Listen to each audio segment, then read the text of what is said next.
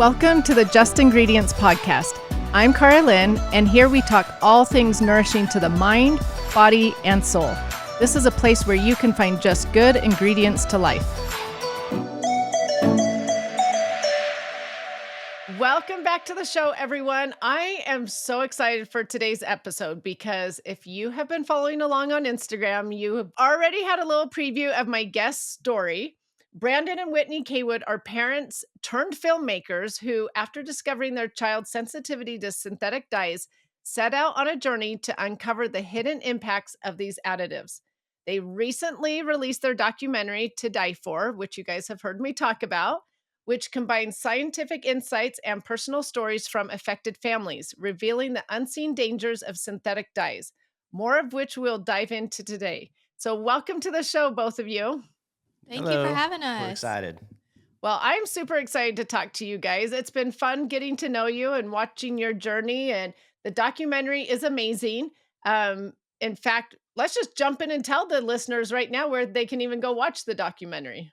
So the best place to go would be todieforthedocumentary.com/watch. And so that will have a link to all the platforms that it's on. Oh, So gotcha. it's on Amazon Prime, Fandango at home, Apple TV. What am I missing? Google Play. Google Play. And Yeah. Vimeo. Oh, that's incredible. Yeah, we watched it on Amazon Prime, so I knew it was on there.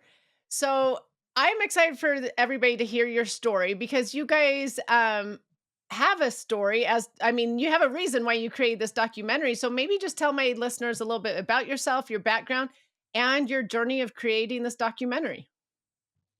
Yeah, so my name's Whitney. I'm a former teacher, and obviously now we've turned into a filmmaker. And in between, I did marketing, freelance marketing. But during that time, our oldest, between the ages of 1 and 3, he was really struggling with emotional regulation and hitting, and was just in every area of life, it was a struggle. And we were constantly doing this balancing act to figure out, is this normal toddler behavior or is there something wrong? So we decided to do an elimination diet after consulting doctors and doing all the things, and nothing seemed like it worked. And this elimination diet called for eliminating wheat, dairy, and synthetic dyes. And within 48 hours, he was a completely different child. And so before we did the elimination diet, he had some days that were really good, but most days were really, really bad. And then after we did the elimination diet, we had those good days for like 30 days straight. So where before the elimination diet, he was probably hitting us and having meltdowns up to 10 times a day, sometimes more, sometimes a little bit less. And then during that elimination diet, he may have had like one episode or one time where he hit us. And so it was a really stark difference. And so we were really kind of thinking that the wheat and the dairy probably had the biggest impact because he was consuming so much of it. We really were only consuming dyes through his daily allergy medicine or an antibiotic. We already were we didn't really have the sugary cereals or the sweet treats and the colorful treats in our home. So we were really kind of shocked that such a small amount of synthetic dyes could really impact him the way it did. So after the elimination diet, we reintroduced wheat and it had no effect. And we reintroduced dairy and it had no effect. And then when we reintroduced synthetic dyes, within 15 minutes, all those behaviors we were seeing before came flooding back. And so we were really able to pinpoint it pretty quickly. And then we've had a few bumps in the road where he's had exposures and we were like, oh, wow, that's definitely a really big impact on him. But it was wild, and it was really surprising to me that such a small amount of synthetic dyes could change his personality so much and could cause so much emotional dysregulation, impact his sleep, impact so many areas of his life. And so I tried to like dig into the research to try to figure out what was going on in the brain, and I was really confused. I had a lot of questions for researchers, and so I decided to ask Brandon if he'd be willing to document our journey, traveling across the US and even to London, to ask researchers the questions that I had to try to figure out what was going on. And so he agreed. Yeah, it's funny because to even think that researchers would want to talk to us was pretty presumptuous, but it worked out, and we ended up, God opened one door and then he'd open another door, and and it just kind of all worked out, and so it's pretty cool experience. Well, I do have 2 questions on that. One, um, were they willing to talk to you, these researchers and doctors, on film, or was that a sort of a, "Oh, this one said no, this one said no. Oh, we finally found one that said yes." So that was question number 1. And 2, did you have a filmmaking background? So I, for my day to day job, I'm a commercial photographer and videographer. So I do like commercial photography, like advertising stuff. So like photos for advertising and video for advertising.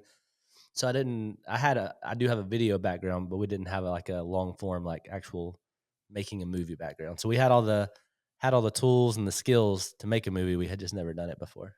Yeah, and And that's why we kind of felt like we kind of had to tell this story because we had the ability, the talent, the equipment, like we could do it. We knew we could do it. So that's why we really had to dig into it. So to get to your question, I mean, honestly, what's crazy is we had no credibility. Obviously, we're completely normal people. We don't have a massive social following. We're just completely normal parents, and so we approached these researchers, and some of them said yes, and some of them said no. But the craziest thing is, our entire A team, everyone that I would want, like on in our documentary, they said yes. And it's kind of like we really feel like God has opened all those doors. And what's crazy is our researchers, and I don't know that this gets across the general public, but the researchers in our documentary are literally the world's leading synthetic dye researchers. And so, like, we were really fact checking against their own research oftentimes. And so, it was wild that even like in London, they have a warning label. And the reason why they have a warning label is because of Dr. Stevenson's work on synthetic dyes, and he's in our documentary. So it's like we're really going to these firsthand sources, which is incredible. We did have a yeah, couple of people, like Dr. Stevenson was pretty apprehensive, honestly. There was a whole lot of back and forth and conversations well, that had to be had with him. well, the But way it worked out was we got the first person that we got to agree was Emily Snow. We had found she's a her mom. in NBC had did an article on her family and her story, and so Whitney like tracked her down in like Die Free Facebook group and found her. And then we also talked to not Rebecca Evans. Evans, and she has like a really like viral TEDx talk that came out years ago, and so she agreed to do the documentary too. Like Whitney is very like personable. So if you talk to Whitney for like 5 or 10 minutes, she becomes like your friend, and so she was able to get them involved, and then Rebecca introduced us to Lisa Lefferts, who used to work for Center for Science and the Public Interest, and now she's like a consultant with them. And so she kind of connected the rest of the dots. So the people that we were trying to get to be in the film, they knew Lisa, and so she like reached out on her behalf and was able to like, And they would not have agreed without her help, so that's been incredible. Oh, that's incredible. Yeah, there are amazing people in that documentary. And so let's talk about dyes because that's what the whole documentary is about. Let's just start at the basics. What are synthetic dyes? Yeah, so synthetic dyes are really just made for cosmetics. Like they're a chemical, which that honestly that was surprising to me whenever we were starting to dig in that there are chemicals in our food because that was something I didn't even understand before we started this documentary. But synthetic dyes are a chemical and they could be made several different ways. Some of them are made as a byproduct of petroleum, which are awful. They're oftentimes used to brightly color foods that are unhealthy or oftentimes manufacturers will use something like an artificial flavor or a natural flavor which is colorless and they're trying to make it match the color of the flavor that they're trying to mimic instead of using real strawberries they're using strawberry flavor and then using red 40 to make it look like a strawberry where did you so get that from? Carlin. I That was is going to say that we both have the same irritations with food production out there because, yeah, that's the whole reason I started too, was just so frustrated at like, why are we using these harmful, controversial chemicals to flavor the strawberry or, whatever flavor when we actually have the food that could flavor it? So, yeah, we share that same frustration. Well, and I So, do want your listeners to know that Carlin's in the documentary. She does such an incredible job, and your perspective on the manufacturing side was, I feel like, very, very needed. And the way you broke down, how to look at an ingredients label, it was just like perfect in the film. So Well, you guys did a great job editing because there was a lot of like, can we retake? So you guys did a great job editing.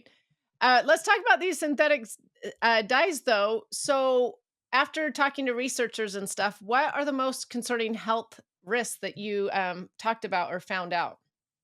So the most like evidence based like piece of like documentation we have is the WIHA report, and the WIHA stands for it's the California office, and it's the California Office of Environmental Health Hazard Assessment. And so they did a meta analysis that they released back in like 2021 that kind of, there's been lots of studies all over the place, and so they were able to like to gather all those studies and compare and throw out the stuff that didn't make sense and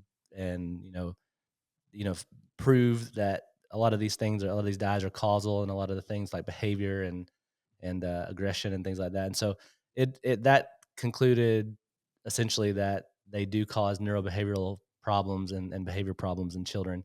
And that's probably the most, like, as far as study goes, that's the most the most comprehensive. comprehensive because we've got 27 human trials on children, about behavior and stuff like that. But then just anecdotally, we've heard all kinds of things. Adults, you give some more. Yeah, so the WIHA report is the most comprehensive and rigorous study to date in the world. And so it takes into account 27 clinical trials. It underwent peer review, public comment. And so it concluded, and it's really just looking at the neurobehavioral effects in children.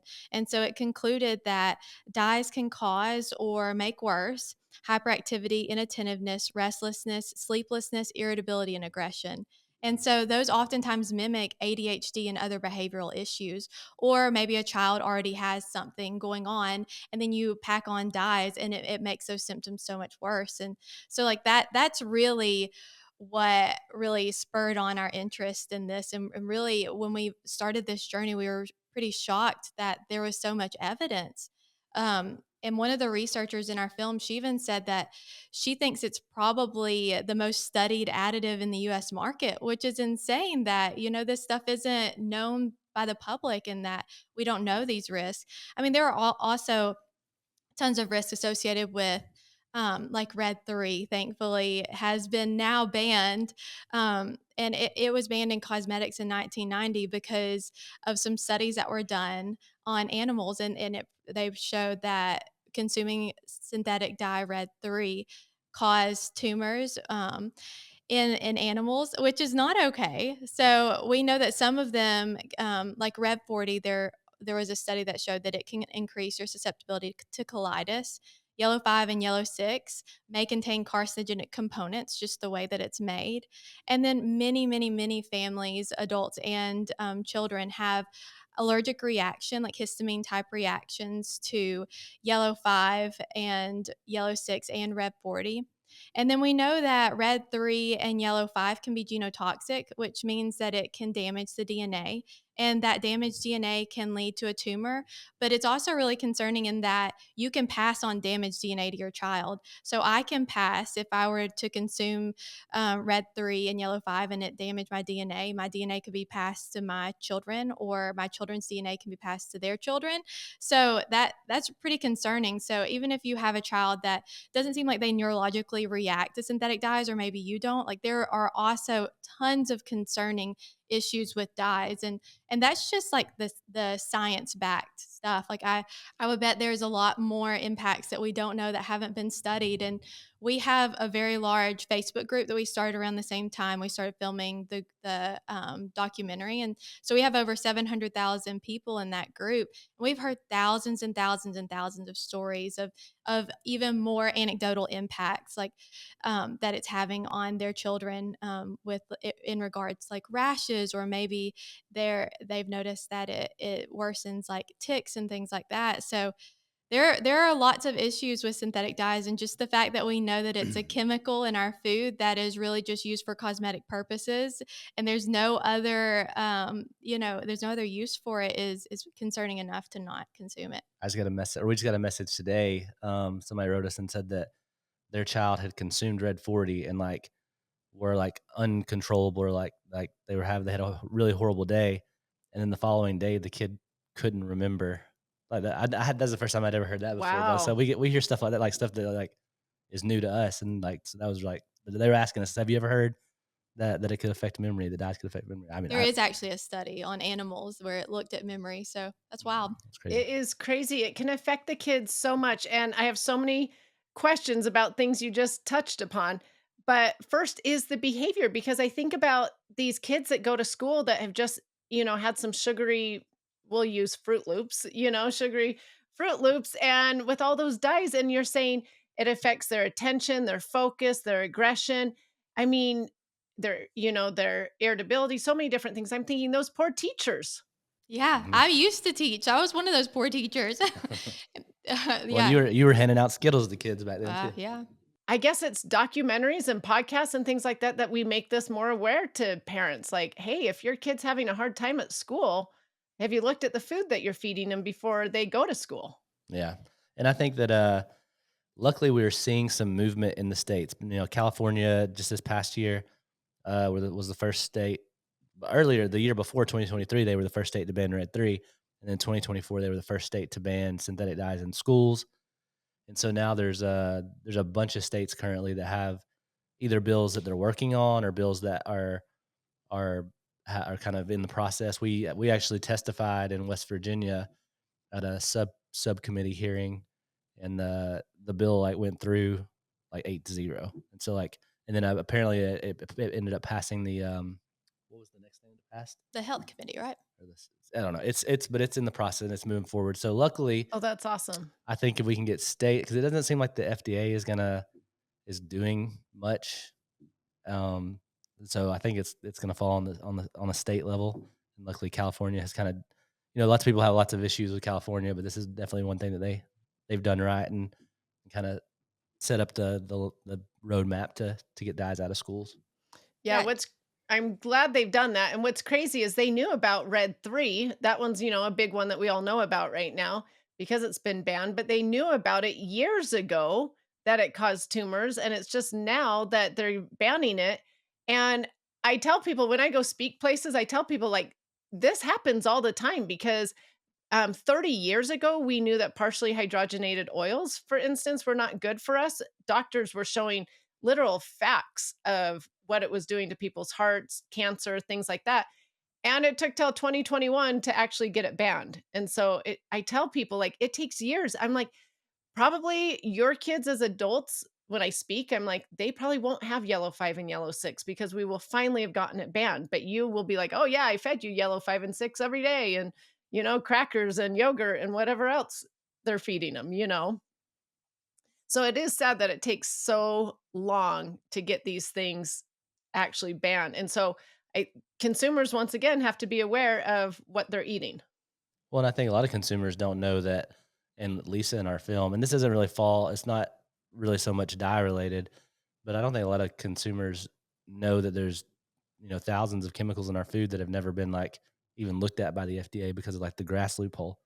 And so luckily dyes can't be on that, which grass stands for generally recognized as safe. And so companies can do their own research on a new chemical and then say it falls under these grass guidelines, and they can put it in the food supply. And so I think brominated vegetable oil originally came into the food market as a Yep. grass additive. So Well, okay, so talking about that, yellow 5 and yellow 6, Whitney, you just talked about how they can have carcinogens in them. And so why do you think we still allow that then?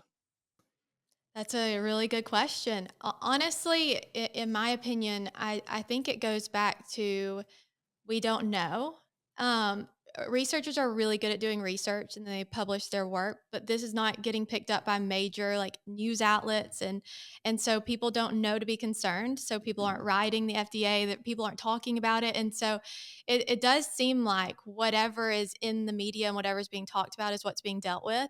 And so I think unless there's a fire on their desk, I don't think they're going to be reevaluating it. And so the FDA, they can at any point reevaluate a chemical, but they oftentimes don't. And so there are chemicals that have been in our food system for a very long time with very little evidence of its safety. And then we're kind of stuck with these chemicals where And when you're looking at synthetic dyes, we have 27 clinical trials looking at their effects on just children alone. And so we're still trying to prove that it's not safe. And really, what's crazy is we really, as consumers, we shouldn't have the burden of proof. Like they should be safe. They should prove that it's safe before it goes into the U.S. market. And so that part is disheartening. But I am very hopeful that we can come to a place where that's not the norm and that's not the standard, and people are talking about it. More people are eating real foods instead of these ultra processed foods. And so we really feel like there's kind of a bit of a revolution going on. Where I am concerned is there are sects of the population that just don't have as much exposure to healthy food, don't have access to healthy food. And there are children that are dependent on the school lunch, and there are children that, don't have access to good ingredients. And so we really need to be fighting for those children. We hear a lot of moms, and we don't disagree. We need to be purchasing from companies that are safe, and we need to be supporting those companies and not purchasing from these companies that have unsafe additives like synthetic dyes. But we really need to be looking at this group of people that don't have that option as well. In the WeHaul report, they looked at children in poverty and then even pregnant moms, especially in the brown and black populations. They're consuming the most dyes, and they have the least access to healthy foods, and they're most dependent on their school lunches. And oftentimes school lunches don't come with an ingredients list. And so, and I have a lot of empathy. Like, I love our lunchroom manager. She's incredible at my son's school. She's amazing. And I feel like our school does a pretty good job. But the reality is, with Title I schools, it is tricky. They the way that they place their bids with companies, and then they're sent the food that they have. There is an appeal, like you can request certain items, but when you're a free and reduced lunch school, you don't want a vendor to not pick you up the next 5 years. So you want to really be easy to work with. So a lot of schools are kind of scared to like be the squeaky wheel, because if you have a bid like in a Title I school and you've placed a bid, if no one picks it up, you're kind of out of luck. Like your kids are not getting served the free and reduced lunch. And so that's an issue, and we really need to be protecting those children, on top of the fact that that population is the population that has the most instances of ADHD and autism and all the things that are already, factors against these children. And so we are really, really passionate about protecting those children, and even looking at like our son's life before we eliminated dyes, like, which is crazy because I'm a former teacher and this was very difficult for me, but he was that child. And the teachers didn't enjoy having him in class. The students were not his friends, and it was a big issue. And so when you look at like years of being that child, like what does he think about himself, you know? And so there's a whole slew of issues, obviously, that goes along with that, but it's just wild to see that our child was that child, and to know how he felt about himself and that he was struggling so much. And then now fast forward, we've spent 3 years in public school. We haven't had a single day where he has hurt someone or had a meltdown. He doesn't have any other issues. He's in the 99th percentile in reading and math in the nation, and like he is just doing so well. And so it would just be it's wild to think of where his life would be if we hadn't have figured this out.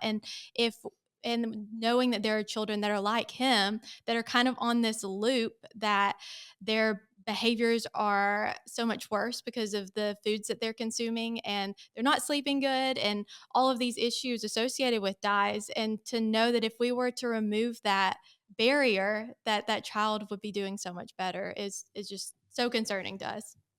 Okay, so I have 2 questions out of there, one about schools and one about kids. So, um, the kids, so if because I have so many parents that listen to this podcast, so they may be wondering like, "Oh my gosh, my child's on ADHD medicine," or, "Oh, wow, my child is moody at school or has aggression issues," or like, what is the first step for a parent who has never thought about dyes, or where do they even start? Because this could sound really overwhelming, like, "Well, I don't know what to do, so the medication he's on is fine, that's working." Like, where Yeah, do they so even start? I would say you have to start by reading labels and just learning how to identify. If you're looking for synthetic dyes, learning how to identify synthetic dyes on an ingredients list. And so they're listed as a color and a number. So luckily in the US, it's incredibly regulated, and by law they have to be on an ingredients list. And so it'll be identified as like red 40, yellow 5, blue 1. So I would say that's definitely the best place to start. Medication is tricky. And so that's such an issue because there are many children that have to be on medication. And like for example, there was a mom that reached out to me, and her child has epilepsy. And epilepsy is not something that you cannot medicate for. Like it's a really big deal. Every seizure can impact the brain in a very, very negative way. And so the daughter, has an allergic reaction to Red 40. So the medication they wanted to put her on had Red 40. And so the only other medication that works has Red 3, which we know since the 80s causes cancer in animals. So every single day, probably several times a day, she's taking a pill that has Red 3. And so her mom was deeply concerned. She's like, I don't know what to do. I looked into a compounding pharmacy, and it's over $1,000 a month to get it compounded. And I can't do that without taking a second job. And so that's an issue. Medication is an issue. Synthetic dyes should not be in medication. It's a billion-dollar industry. We should figure out how to color medication without using synthetic dyes. Well, then on top of that, a lot of synthetic, synthetic dyes can like mimic or exacerbate like ADHD type symptoms. But then a lot of the ADHD medication has synthetic dye in it, so it's kind of like I don't know. It's yeah, we definitely feel like medication is one of the things not talked about a whole lot when it comes to synthetic dyes, but I think it definitely is an issue. To me, that seems like the number one easiest place for the government to be like, no more synthetic dyes in medicines. Who cares if the pill is white or red? Yeah, I don't. We agree. I don't know. I think a lot of and I don't know about the necessarily about medications, but a lot of the pushback and a lot of the reason we're having trouble moving in this area is, we're dealing with when you're dealing with synthetic dyes, you're dealing with some of the biggest industries in the country. You got big food, big drink, big candy. These are all companies with tons of money, and they pay a lot of money for lobbyists. And anytime there's any mention of regulation when it comes to synthetic dyes, they're out there lobbying, saying the science is bad, saying that dyes are safe because the FDA says they're safe. So it's a hurdle. That Um, that is a I got huge hurdle. yeah, I Okay, did. I didn't really know much about lobbyists before we until started this, now. but yeah, what we have also learned in just the past couple of months is like there's also good lobbyists. There's good lobbyists who lobby in favor of things like this. Like we have a lobbyist whose husband is a senator, and we're currently working with her for their state to pass a bill about synthetic dyes. So Yeah, there's good and bad and everything in this world, right? Okay, but talking about hurdles, another hurdle that moms might think, okay, maybe I could do something there is the school lunches, like you're talking about. So it is a tricky one because there is a lot of government funding and the schools have to find cheap things to feed masses. And so, is there anything that like moms, dads can do at a local level to maybe help support this to get rid of dyes in the school lunches? I would say probably the best thing you can do is to get involved and get to know the people making decisions. We have templates on our website, to dieforthedocumentary.com/resources, where you can write your school board, you can write your state representatives, and you can tell them that you're concerned about synthetic dyes. And so if your child goes to a Title I school, which I mean it really doesn't matter, you can follow the same formula either way. But in Title I schools, like they have to address nutrition, and you can request that your district writes in that nutrition policy that they're addressing dyes. And so that's something that we are hoping to do, that we've been working with our local school district to address synthetic dyes. But I would say that's probably the best place to start, because most people, especially those that are making decisions, like they've never heard of this. And so we've felt like people have been pretty receptive actually to discussing the synthetic dyes, and have been excited to address it. Where it gets tricky is also, once again, those Title I schools where you're kind of at the mercy of what you're sent. But I would say the best thing to do would be to get the conversation started. and I think one of the biggest reasons that we made this documentary is because we're like this is a tool and a resource that we wish we had, going through our journey. So like, hopefully, you have this documentary. If you feel passionate about, getting dyes out of your public school, you share the documentary with other, and it's usually going to be moms, with other moms in the area. And then you go in as a force, you go in as a group of people saying, we want this to change. We don't want dyes in our schools. Because a lot of times if you're one mom or one dad or one person, they're not going to take you serious. But when you come in as a unified group, they'll start to listen. So Yeah, so it's talking about it with your friends and people in the community and trying to get that group and then going in and talking to the right people at the schools. But then it's also talking even a higher level. I mean, you could even send in emails and phone calls or letters to senators. And I know a lot of states have a lot of different bills going on right now trying to get passed. So it's almost finding out what's in your state as well and what you could write and send your, senator. yeah, and all it takes is to get a bill going is a representative that wants to sponsor it. So I don't, we're working on that. It's not as that sounds kind of easy. That sounds easy. It's I was not as gonna easy. say It's not as I'm easy as it sounds. But what has been interesting is like just being part of that hearing the other day, like to get that bill to go through. That seemed like that was Easy. so easy. Like it would literally like 10 people talked. One person was kind of opposed to it, but he was more about the cost. And then it just like they all agreed and moved on. So it's like it's crazy that it just Was that the bill for the Red 3? No, it's actually a bill to ban dyes in public schools in Oh, West in oh, Virginia. Virginia. Yeah. Well, this oh, one's We okay. have, in Virginia. We have talked to at least 4 either state representative or lobbyists in different states that are working with state representatives or state representatives themselves that are sponsoring a bill to ban dyes in public school in their state. And we actually spoke with one that's in Utah, which is exciting. So we do think this session is going to look very different. And so we hope that a lot of people are talking about synthetic dyes and that we're protecting children. We really need to be looking at more chemicals, even deeper than synthetic dyes. But we really do kind of think it's a really great place to start. well, and the thing is, synthetic dyes serve absolutely zero purpose outside of cosmetic purposes. So like it's almost the low hanging fruit, and like there you can't argue anything for it other than it makes food look brighter and more colorful. And it's actually also one of the most regulated additives. Like I don't know if people realize this, but every single batch of a synthetic dye that's made has to be batch certified. So they have to send a sample from every batch created to the FDA to like test it to make sure it doesn't have to make sure that it has the allowable amounts of carcinogens and heavy Oh, metals wow. and stuff. Lead, yeah. Wow. That is so crazy about every batch being tested like that. And I do know from making products myself that there are a few things that you have to get regulated through the FDA. And one of them is if I made something with artificial dyes, they would have to like make sure everything was correct on that. Which is crazy because why aren't we regulating something like enough nutrients, something? It's crazy what they're regulating. Let's take a quick break to hear from our show sponsor. When it comes to nutrition supplements for women during the journey of motherhood, one brand stands above the rest. It's Needed, and here's why. Pregnancy and postpartum are some of the most demanding times in a woman's life. Your health and your baby's health, both now and for years to come, depend upon your nutrition. With thousands of options out there, how do you know which is the best? Over 6,000 practitioners overwhelmingly recommend Needed's perinatal and women's health supplements. Needed is the #1 nutrition brand trusted by women's health experts, from nutritionists to midwives, functional medicine doctors, and OBGYNs. What sets Needed apart?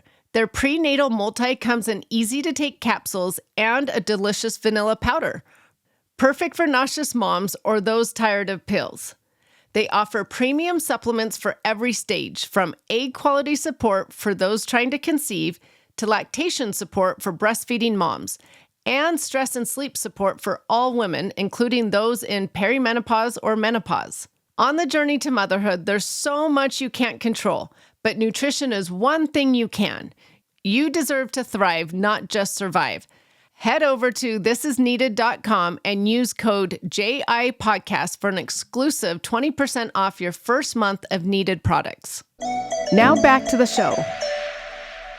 We know how to dye, though, foods without needing the artificial dyes. I mean, we do it with using real whole foods. We're seeing, thankfully, more and more foods on the market that are not using the artificial dyes, but Europe has been doing it for a long time. And so let's talk about how the synthetic dye regulations differ between Europe and the US. So Dr. Stevenson is in our documentary. He was actually the government. They did a government funded study back in the early 2000s, and they basically did this testing.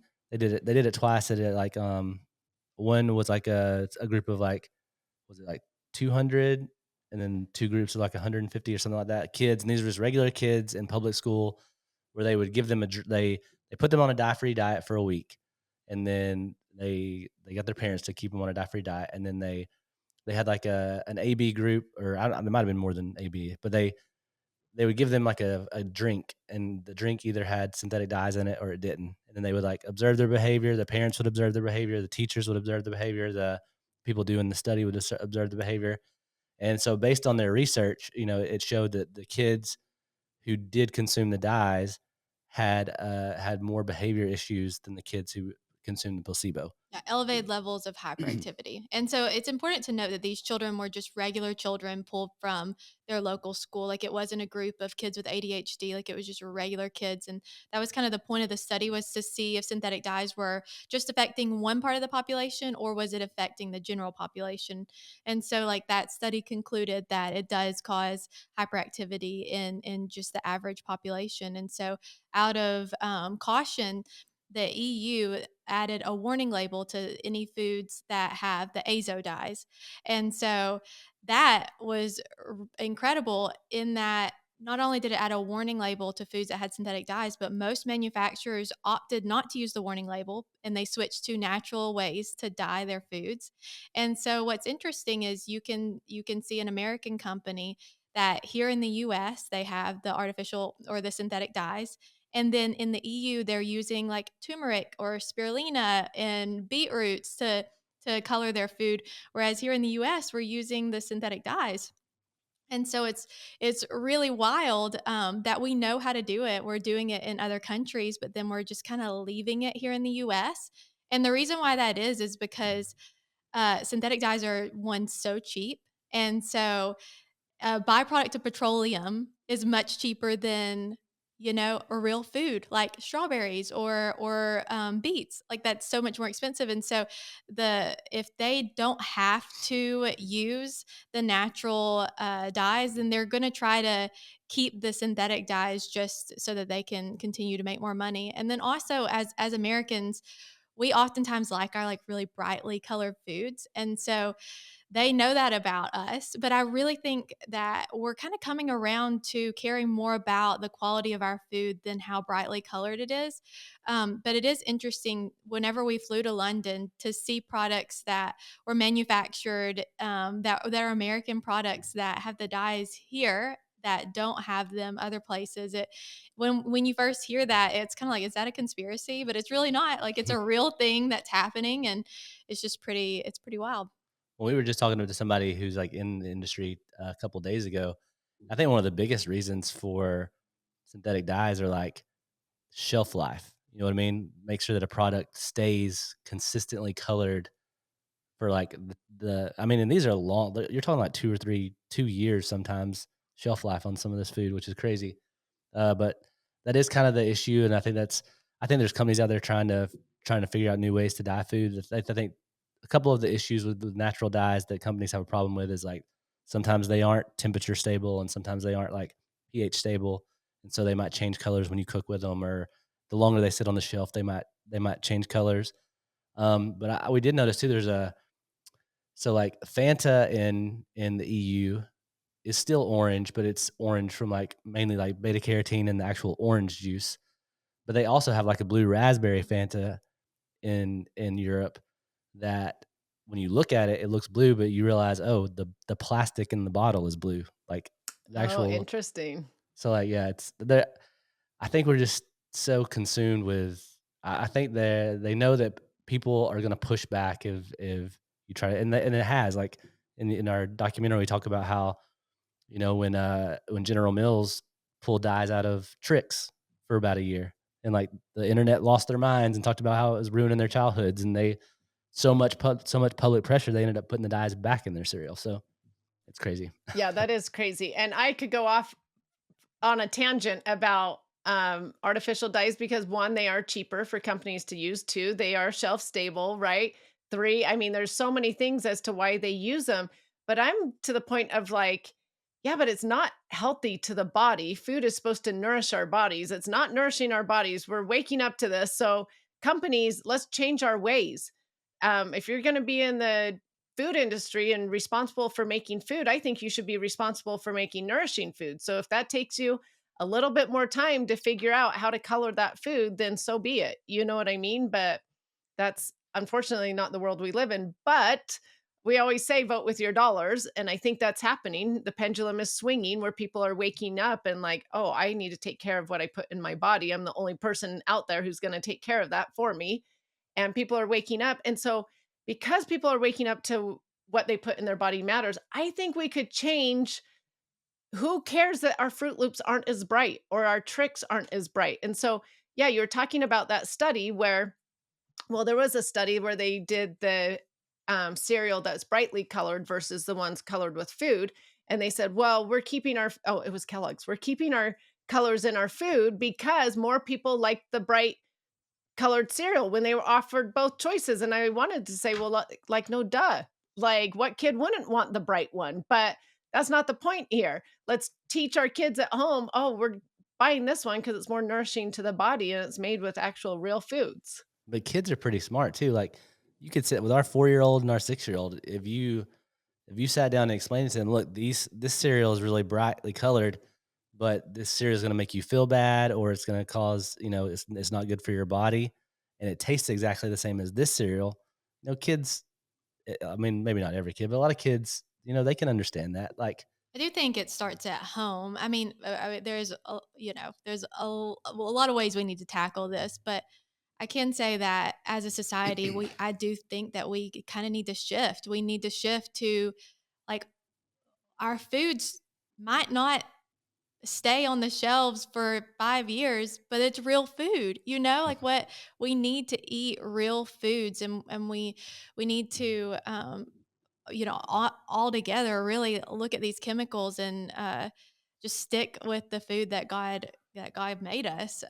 Which I mean that's easier said than done, and it comes at a cost in terms of time, and it comes at a cost in terms of financially oftentimes, but you can do it and you can do it on a budget. And luckily, there are lots of companies now that are stepping up and that are providing products that are both affordable and synthetic dye free. And we really think that we're kind of headed into a good direction in that I regard. Yeah, I do too. What's frustrating though, back to the EU and other countries, is what you're talking about, that they will make two recipes of, let's say, the same cereal and sell one to the EU made with food and one to us with the synthetic. And do you think more and more people are waking up to this and realizing that and wanting the EU versions? I think so. Whenever we post, like we used to do, like as we were building up to the film, we would post a lot of those comparisons, and those posts always did the best. It's like people shared that. People were their minds were like blown that there was two different versions. So yeah, it's interesting. One thing that's really interesting, like Kellogg's, they have a Canadian version of Fruit Loops that doesn't have dye. Um, but there's not it's not like the EU. They haven't done that in Canada because of any kind of regulations. I think if you hear what Kellogg said, they said that Canadians preferred the version with less synthetic dyes, which is I don't know. I understand why they have them in Europe because of the regulations, but I don't understand why they have a dye-free version in Canada when it's not required to do. It's like, Interesting. yeah. How So about Americans prefer that too? What if we try Yeah. to, teach them that? that's what they always I, say. They always say that they thought about it because you did back in around 2014 and 15. You had You had Mars, you had Kellogg's, you had General Mills, who all made these commitments to take artificial flavors and artificial dyes out of their food. And, they all did a U-turn and didn't fulfill their commitments. And their reasoning was there's just not enough public demand, that Americans seem to prefer the artificial stuff. But I I think this think is a different time I now. I do think people are too. waking Mhm. up. I do too. There's so many people trying to educate, social media, documentaries, books. I mean, you name it, people are trying to educate on this. And I think, especially even after COVID, people woke up to like, oh, there is no one to take care of my health except me, like on a daily basis. So I agree. I think people are waking up to this. I'm curious though, in your travels of going to all these different scientists, doctors, things like that, did you ever come across people that would explain why it, caused the moodiness, the aggression, the inability to focus? Yeah, so that was a question we asked every single researcher that we interviewed because really that's kind of what I was hoping to get to the bottom of. But the reality is, there hasn't been any studies looking at what's actually happening in the brain, but we do have a lot of clues.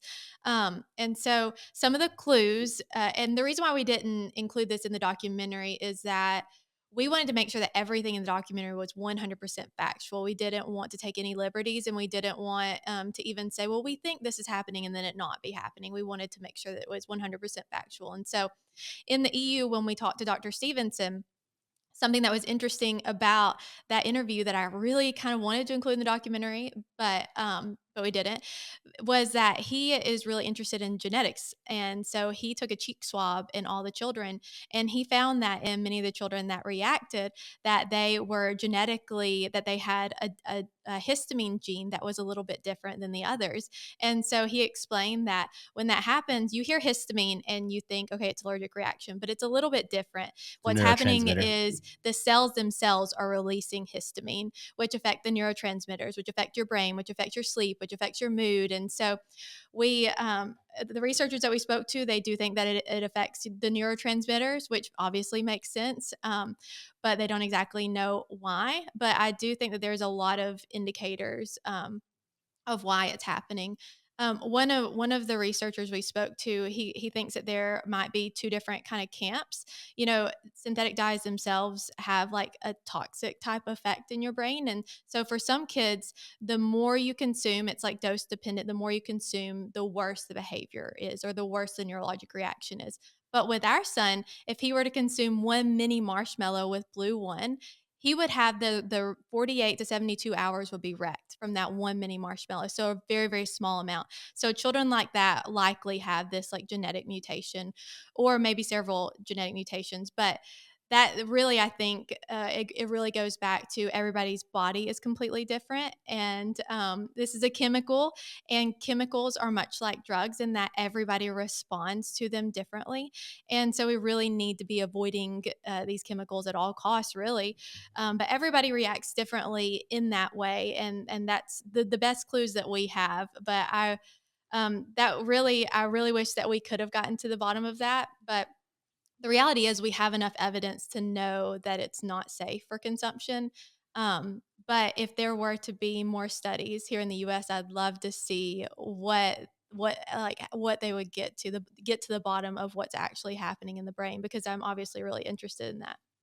I bet that is something that will be tested throughout, the upcoming years with dyes being a hot topic right now. I'm sure that's being tested by who knows what, some university or some lab somewhere. Um, and like you said, I agree with the bioavailability of each child being different because as you're explaining this, I'm like, "Oh my gosh, it's the same thing with my daughter, but my daughter isn't dyes, hers is gluten." And so, it's not like her stomach hurts or anything when she has the gluten, but she just gets so moody. And so, like yesterday morning, she woke up just crying, didn't wanna go to school, and I was like, "What did you have for dinner last night?" Because she was at a friend's house and she had pizza, and so I'm like, "Oh," every single time when she's just moody and crying or, just terrible behavior, it's always the meal before she had massive gluten, and so it's as a parent needing to know, is it the dyes? Is it gluten? Is it something else? Like, kids aren't made to just scream and yell and cry and pull, you know what I mean? Be aggressive. If they're doing that, it's usually they're a sign or a clue that something is off. So I love that you 100%. shared that. Yeah, every kid is different. And That it is does for kind of seem like just anecdotally, like it seems like oftentimes children that are sensitive to dyes might oftentimes be sensitive to other foods too, or like for example, like our daughter, she doesn't react to dyes at all, although obviously we avoid them for all the other reasons we mentioned. But our son, his body seems very similar to mine. I have several food allergies. I'm very sensitive to everything, caffeine, medication, all the things I'm very sensitive to. And I also have, I just really struggle in the gut area. And so our son seems to be very similar to me in that. So I think it's really important to look at everybody individually and to listen to your body and to treat your children and yourself like individually because everyone does react differently to all foods. Well, I agree. I'm wanting to ask you guys a few things about the documentary itself, if that's okay. I want to ask you your favorite thing that happened while making it, whatever that might be. The making of the documentary was just like a grand adventure for us, really. But I mean, we have children, so we don't generally travel together super often. So to travel to all these locations and to really follow this passion project was incredible for us. Like as a couple, was really fun and exciting. But I would say like after the documentary is complete and now hearing so much feedback and not just like your documentary is amazing, but we've heard so many families that have felt validated. And then we're starting now, it's only been out for a few weeks, but we're starting to now hear stories of people that are like, okay, we cut dyes out as soon as we watched the documentary and we're really seeing progress. And we're really, really hopeful that this is going to be life changing for us. And that's it. Like that, hands down, that's why we did it. And so to see that families that were struggling like we were struggling and now have some hope, and not every child reacts, and this is not like a magic bullet for everyone, but for the children that are reacting and that their families are now knowing that they are consuming something that is causing their child harm, like that's it. That's definitely my favorite part. And one of the biggest lines of feedback we've gotten in like every review or anytime somebody comments on a post is it seems like I'm 5 minutes in or I'm 10 minutes in and I'm already crying. That seems to be the like the role like the common comment that Thread. people are saying. So it's if you can make a film that makes people cry, that's pretty good. That I think that shows that you're connecting with people. And yeah, we've got over 300 something reviews on Amazon already, Like the and first week, two it's pretty weeks. cool to just go and go click on those and read them. And so yeah, that is pretty neat. I was just gonna say, I love that you're helping others because that is definitely what this film is doing, is helping people maybe have that aha moment of, "Oh my goodness, that maybe is what is causing these issues in my child," or "Thank you for validating what I've been feeling and thinking." So I love that you're helping people. What were you gonna say, Brandon? Say my favorite experience during the documentary, I really did enjoy going to Europe. So going to London was really fun. Like the food we ate while we were there was like amazing. But we also got to go see Back to the Future the musical while we were Oh, in that's London. So cool. that was Nerd alert. pretty cool. I'm a big That's Back to the awesome. Future fan. Okay, I have another question about the documentary. Was there a aha moment for you guys of something that you learned from someone you were talking to? All the things. So like I went into this, I said I tried to dig into the research and I got very confused. Once we decided to make a documentary, I stopped because I really didn't want to have too much information going into this because I really wanted our documentary to be something anyone could consume. And if I had a lot of schema or background knowledge about the topic, I would probably be asking like upper level questions, whereas I really wanted to go into it kind of like the average person would. So it was interesting listening to our interviews where I had no idea about anything. And so like it was shocking to me that synthetic dyes are a chemical and that they're oftentimes a byproduct of petroleum was super shocking to me. But then also to find out that the FDA themselves concluded that red 3 causes cancer in animals, and the Delaney clause says that there should not be any additives in the US market that we know causes cancer in animals. And there's a reason why we do cancer studies on animals. Like there's a reason, and that, if they're worth doing, we should really be listening to that. And so that was really shocking to me, and it was just kind of like this awakening moment where, everything in our food might not be as safe as I thought it was. And that Mhm. was really sad, but kind of empowering in that, okay, I know my next steps. Like we really need to be eating completely whole foods as much as we can. And so to me, that was super eye opening and awakening. Yeah, the Red 3, I mean, everybody knows, like, everybody's talking about Red 3 now, but when we interviewed Thomas back in 2022, like, it was, like, December 2022, and we did his interview, like, I had never heard anything like that before, that there was that something could be banned in cosmetics after it was in, the study showed that animals were eating it and getting cancer.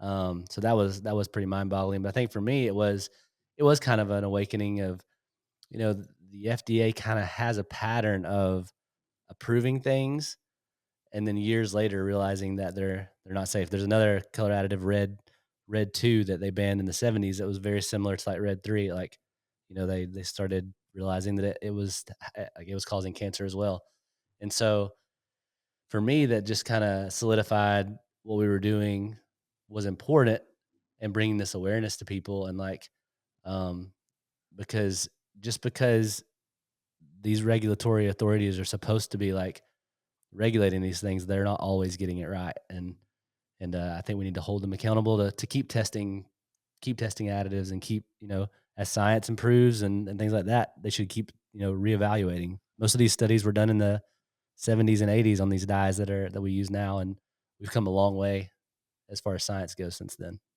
Yeah, that is a problem that a lot of these studies on a lot of different ingredients were done, 30, 40, 50 years ago, even more than that.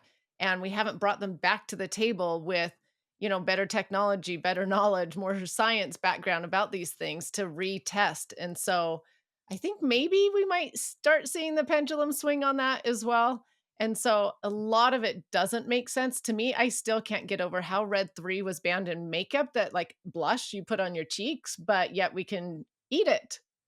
And it's still in foods today, like Valentine's candy coming up.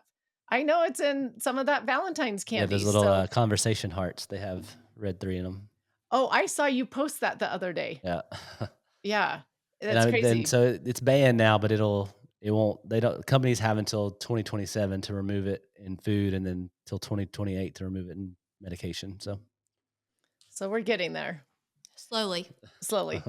Okay, I'm curious though. You guys said you just felt like a passion to do this documentary. I mean, a lot of people out there have a passion to do something, but documentary is huge. Do you feel like this was sort of like God pushing you to do this? for sure. Yeah, 100%. I mean, it's amazing how something that was the worst thing that had ever happened to me, like really watching him struggle and struggling through that was really hard for me, like in a mental health from like in my mental health. I've never dealt with depression, anxiety, things like that to that extent until that happened. And so it's crazy how God can take the most painful thing that has ever happened to me and then turn it around and make it something that we can hopefully help other people. And if I wouldn't have had that experience and known how painful it was to watch my child struggle and to know how painful it was as a mom to feel like I was completely failing and then to figure out it was just a chemical in our food, like, if I wouldn't have had that experience, we would have never done this. And so I do think that this was definitely God's way of helping us to use our gifts and natural God given talents and abilities, and even the money He gave us to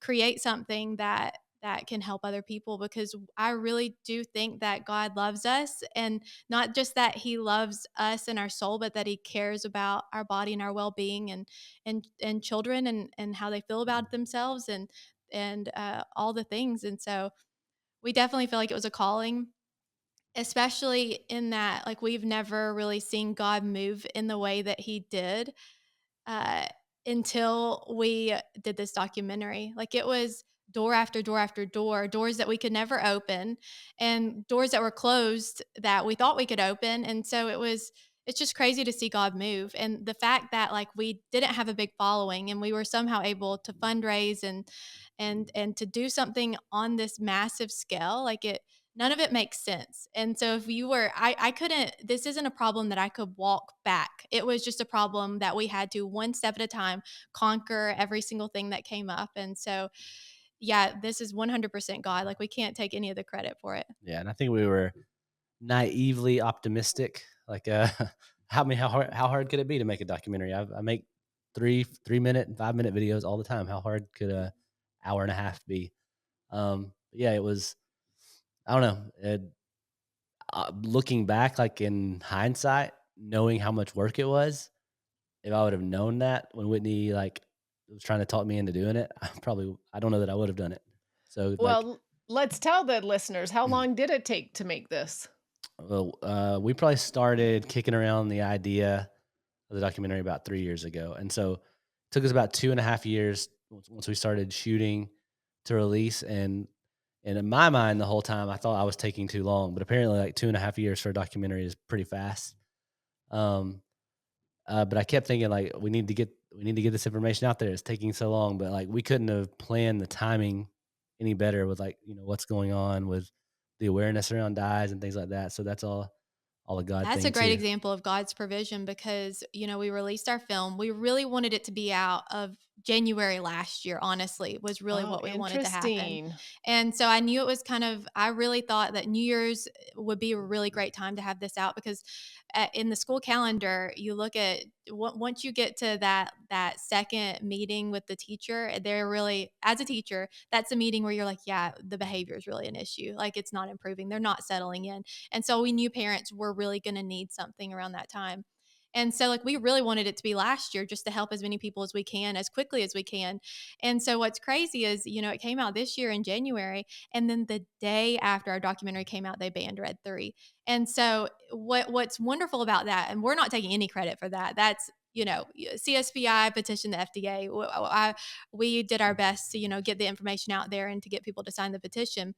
But I'm not saying that to take credit. I'm saying that to say, like, what better time? It's all over the news. People are talking about dyes. People are talking about the dyes in the government. Both Democrats and Republicans are talking about dyes. Like we could not have written a more perfect story and a more perfect time for our film to come out. So it's been insane. So God knew the plan is what it comes down to. That was a beautiful explanation. And it is amazing that it came out during that time, but you guys have really helped, I feel like, in the movement of let's get rid of these artificial dyes, because we've got the whole Kellogg's campaign that just happened, and then you've got RFK talking about it and the media talking about, then you've got the banning of Red 3, then your documentary. Like it just is so much, and I feel like this documentary was needed as one more voice to everything that's happening to back up also what's happening. So, like you said, I think God had a plan in all of this. So that is awesome. Thank you. Well, I hope we can be. I mean, obviously, not every husband and wife is going to go out there and make a documentary, but hopefully, we can inspire some people that maybe you can use your platform and you can use your talents to make change and do something different. We have no idea like how far the documentary will go, how many people will watch it, um, but we know that we've connected and talked to thousands of people along our journey, and so that's pretty crazy. And we're just a husband and wife, and I don't know a lot of people realize this, but we literally did everything. Like we did the whole documentary, so it's Like literally composing the music, graphics, every single piece of it. Because we didn't have the budget to pay anybody, so we just had to figure it out as we went. Wow. But I That's do think incredible. that everyone has a certain skill set and everyone has a level of influence. You may not have a million followers on Instagram, but like you can join the PTO, you can have influence in your school, you can be the class mom, or you can just use your voice on social media. Everybody has a scope of influence, and if everybody tackles one issue, I would love for that issue to be synthetic dyes. But whatever you're passionate about, you go for it, and like we really can make change. And I'm really hopeful that we can start making some progress, as a country and looking at some of the issues that we have.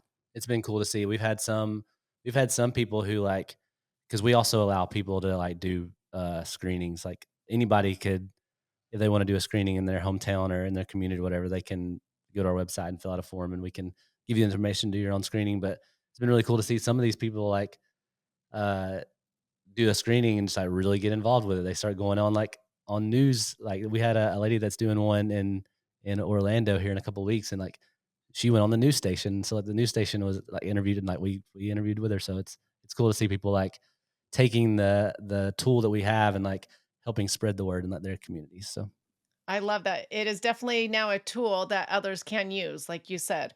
I love that. And what you were saying, Whitney, I mean, just do what you can do. If it's joining the PTA or, PTO, or gain a group of friends together to go talk to your school district about school lunches or having a screening, like it can be easy little things like that. So, well, it has been so fun talking to you guys. I'm curious though, before we wrap up, what are your plans now that it's made? Well, my plan is I want to finish our house. We have we've renovated this house and we still are missing baseboards in our master. So I'd like to have baseboards in our master. No, I mean like we're open to wherever God's calling us, honestly. So we, whether that be another documentary or just, I mean, we've worked both of us have jobs. This has not been the only thing that we've done 3 years. So whether we go back to just life being normal, or whether we make another documentary, I know for me personally, I'm moving into more of like an advocacy role, and I really want to see policy change that's protecting children. And so that's what's next for me, and just hopefully getting this information out to as many people as we can. as far as the film, like we have our distributor. So we have a distributor. We have two We have two distributors. distributors. We have a educational distributor and theatrical, and then our like our regular distributor. But this week they're actually repitching us to Netflix and Hulu. So they pitched us back in the fall or the winter, maybe fall, I can't remember. And so they pitched us to all the streamers, and a lot of them passed. They didn't have budgets for documentaries, or they didn't have budgets or whatever. But Netflix and Hulu both asked them to repitch, and apparently that's very Rare. rare. They normally would just pass or take it. So I don't know if we We're could get hoping them. we land on one of those platforms, because it'd be really great for people to not have to pay for it, for it to be on a platform that they're already paying for. Because I mean, they're really committed people. They're going to pay $2.99, and it is a reasonable price point, but to be on a Netflix would get us to the masses. And so like that's really really our heart is really to be a resource that anyone can watch. Well, you guys are such God believing people that I'll say if it's meant to be, it will happen. You guys have undertaken an incredible, huge, massive project, and I hope you guys are blessed beyond measure for what you guys have done. I know it's a very useful tool for people. It's also wakening up people, like we talked about earlier, validating what people have been thinking about. It's educating others. You guys have done amazing work. So thank you so much for all that you have done. Thank you also for being here on the show. I'm excited to tell more people about the documentary and keep talking about it. And you probably know that I end every podcast with asking my guests what they have found to be the best ingredient in life. And what would you say it is? Yeah, for me, I would say the one thing that really affects me the most is like I have to start my morning off in the word. And the way that I read through the word is different than a lot of people. Like I start in a book of the Bible, and then I slowly read through it. I spend an entire week reading through it. And so I would say that's my ingredient for life, is to get in the word and to get connected with our Lord and Savior. I agree with that. And then also for me, I feel like family. I feel like family is one of the most like I love our little family of four. And like it's really the reason I do everything that I do. And so family is the most important ingredient for life. I love both of those. Family, I'm a huge family person. But Whitney, I don't think anybody on my show has ever said that as their favorite ingredient. And so I'm so glad you said that. I love that. Well, again, thank you so much for being here. But tell people one last time where they can go watch the documentary. Well, you can watch it on the platforms. You just go straight to Prime Video, Apple TV, Google Play, Fandango at home, or Vimeo on demand. Or you can go to www.todieforthedocumentary.com/watch.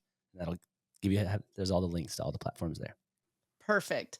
Thank you, listeners, so much. And go watch the documentary. It is a great documentary. Share it with your friends, share it on your platform. And thanks again, Brandon and Whitney, for being here. Thank you for having us. Thank you for having us. Thank you so much for listening. Remember to subscribe to the Just Ingredients podcast to learn more about your health and good ingredients to life. Plus, get daily tips at just.ingredients on Instagram.